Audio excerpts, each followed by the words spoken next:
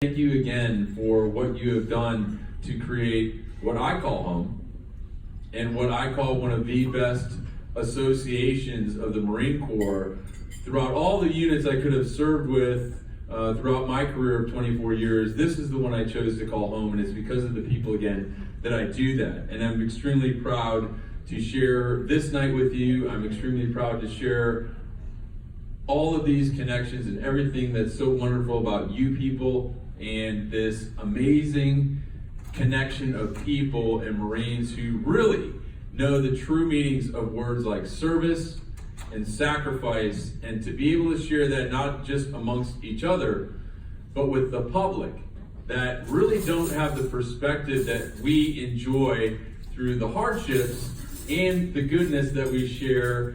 That's an important message, and I think that's vital. And one of those people that is going to talk to us tonight about that, who's one of our own magnificent bastards and also a very dear friend of mine, is Sergeant Major Jim Booker, USMC retired. He is a Silver Star recipient.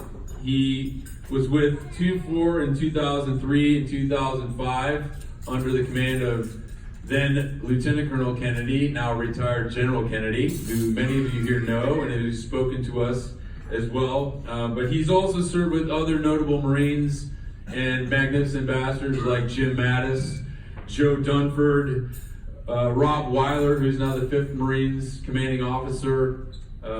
He has served in Afghanistan, and like many, Jim has amassed 9 deployments over the course of his illustrious career. And he is joining us tonight from Clifton, Texas. So he drove several hours down here to be with his bastard family tonight and continue to share our story. And I could go on for even longer and talk more about my good friend Jim, but instead I want everyone to please welcome with a big round of applause to Sergeant Major Jim Booker. Jim, thank you for being here.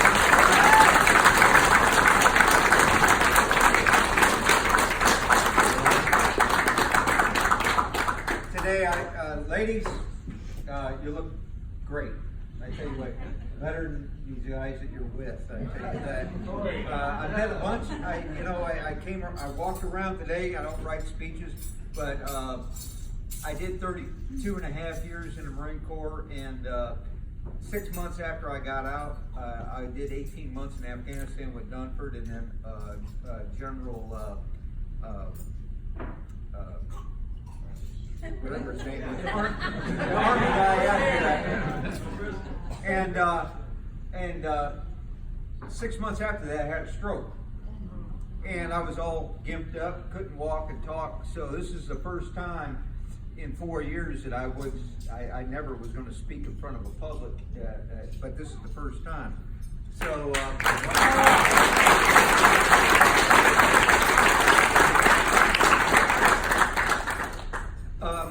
and then I met these ladies here when we were walking around that have cussed out generals and Medal of Honor recipients. So I was like, what the hell am I going to say to this group, you know? But I tell you what, I really do believe that when you tell the stories of the people that you are with, it heightens their awareness to what they did. And we've all studied about you and Sergeant Major Otto and Vargas and Livingston and all that stuff.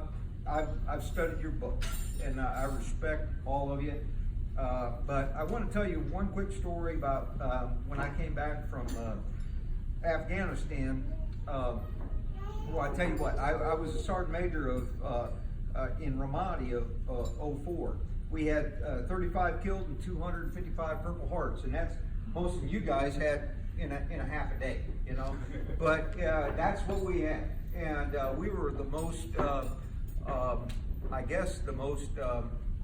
we had more casualties than most, and that's saying something, you know, nowadays.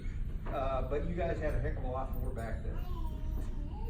When I came back from Afghanistan, I had I landed at 1 o'clock, and at 5 o'clock I was supposed to have a dinner with the commandant and the assistant commandant at their place. and I was felt all good, and I took a little nap, and I slept through it. Yeah, so I got in my car, and I headed up there, and there's General Paxton and Sergeant and General Dunford going, "Hey, what happened to you?" So that's probably another reason that I didn't get selected for Sergeant Major of the Marine Corps, and I'm glad, you know. But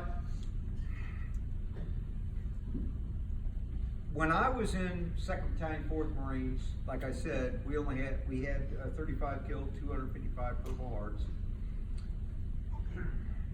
and I lost my thought right there. There we go. That stroke thing's going on. Hey, I was in this battle one time in about I think it was 29th of July, 2004, and I was with Weapons Company. As a sergeant major, you can travel anywhere you're going, right? And so Weiler there was in Weapons Company, Echo Company was coming up, and Golf Company was coming up. We're all converging in this one area. And here comes Weiler. And you know, if you see the streets of Ramadi, they got these gates all over the place. And they're all barricaded in their place, having what they're having. Here is Weiler. He's a captain, man. He's a monster. He goes, wham! And hits his goddamn door. I'm like, well, I guess we're going in there. So I went in there, and I got coupled up with another guy named Contreras. Contreras was in Echo Company, and when he died, they said he was 27 years old, acted like he was 7, and it looked like he was 17. And when we went into this building, there was a bunch of bad guys all the way around it, but there was a building across the way, and this son of a gun kept shooting at me, and I was shooting with an M14, which I got from the Army, with a 10-pole Leopold scope. That was gonna work. Yeah. And I was trying to get him, and I kept going out. He was going back and forth, so finally I got one of Weiler's machine gun guys, and I got a couple links, got a couple more, and I went down, and Weiler pulled his people back, and I went back, and they were headed for that goddamn, that rooftop on a adjacent house. So me and Contreras booked across there, and Contreras, like I said, he acted like he was 17, or looked like he was 17, and he starts yelling out this goddamn Mexican thing. I'm like, what are you doing? But you know what? There was no reason to be quiet at the time, but he was letting it out. And at that time, the snipers were coming over onto that building at the same time, and the Cobras were coming by, and you could see their goddamn eyes. They were sat close, and they were shooting everything up, cows and everything. And we got up there, and I tried to get the snipers to get out of there, but we got up to the gunning to the door, and Texador was bled out. He was all over the place. I thought he was dead. And but I told my guys, hey, keep quiet, you know, because I learned in Beirut, you know, a lot of times they can hear what you're saying. So we kept them quiet, and we went up to this thing, and the two guys were on top. So me and we took 2 hand grenades, and I threw them up on top of this thing. It's the same height as this, boom, but they bounced because of the hard concrete. Boom! And I was like, oh man, they're gonna throw this thing back at me. And I'm like, wow, okay, well we'll throw another one. So we did it again, but I didn't do it. I thought, well, you know what? I'll delay it a little bit. But they don't teach you that. So, boom! Oh man, they're gonna do it again. So anyway, we got up beside of this thing, and there was 2 of those suckers that evaded us. And there was me, Lieutenant Valdez, and we went up on top of this son of a gun, and they were kind of laying there, and they got a little bit, but they weren't dead. And one of them had his AK was sitting right there, and he's all dressed in black. And I was thinking, man, just make a move, buddy. Just make a move. And we sent the lieutenant on the other side.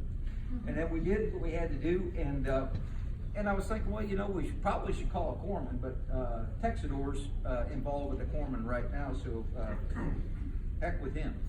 And I looked at this son of a gun and I said, you know what, you mujahideen son of a bitch, you know, the last thing you're ever gonna see is my white Christian ass killing you. And it was such a great experience. And then after he died, everybody was withdrawn, Weiler and Echo. So nobody was around me. I'm like, what the hell? So I picked him up and I got him and there was a guy underneath the house that was a fisherman. He goes, oh, no, I don't know anything about him. Well, I picked him up and they got a parapet on those things. So I picked him up and threw him over that thing. But they had him handcuffed, the other guy, flex cuffed. And as soon as he saw that guy named Body land over, all of a sudden, hey, he wanted to tell stories on the side. So my point is that I can't tell what you guys all did in Vietnam, but I tell you what, it's good to be be around like-minded people that did a whole lot of killing for a whole lot of good reasons, and it's good to be around people that find that humorous. That we do. Thank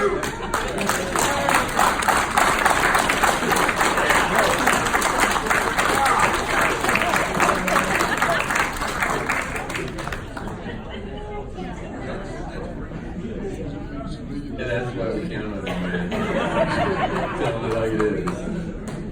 We could have used more like you, and we still do. So I want to say thanks again to Sergeant Major Booker for being here. And we have a small token of appreciation. A fellow sniper, Matt O'Brien, if you could, please come up.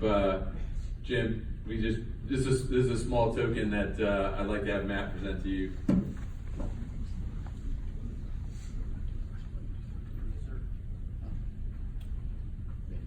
The snipers just let me hang around with them. Okay? They were way more badass than I was. I didn't have the pleasure of serving in 2nd Battalion, 4th Marines while the Sergeant Major was there, but his presence loomed larger than life. I had the good fortune after I left 2nd Battalion, 4th Marines, I did get to serve as officer in charge of the Scout Sniper Instructor School in Quantico, Virginia, and his presence loomed even larger there. The last job I had in the Marine Corps before I got medically retired was I was the XO of 1st Force Reconnaissance Company, where they worship this man.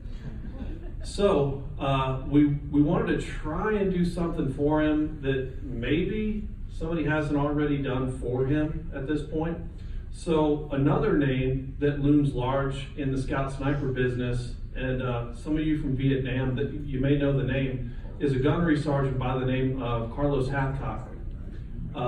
Carlos Hathcock, for those of you that do not know, he did a lot of great work out of Hill 55 near Marble Mountain. He was credited with 93 confirmed kills. Those are the ones that we can verify. He had probables up into the 300s.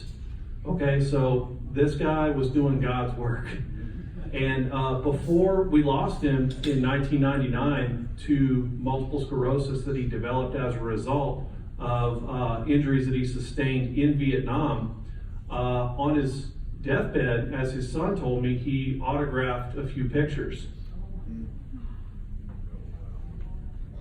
I actually have one of those here, and we here at 2nd Battalion, 4th Marine Association, we'd like to give it to Sergeant Major Booker.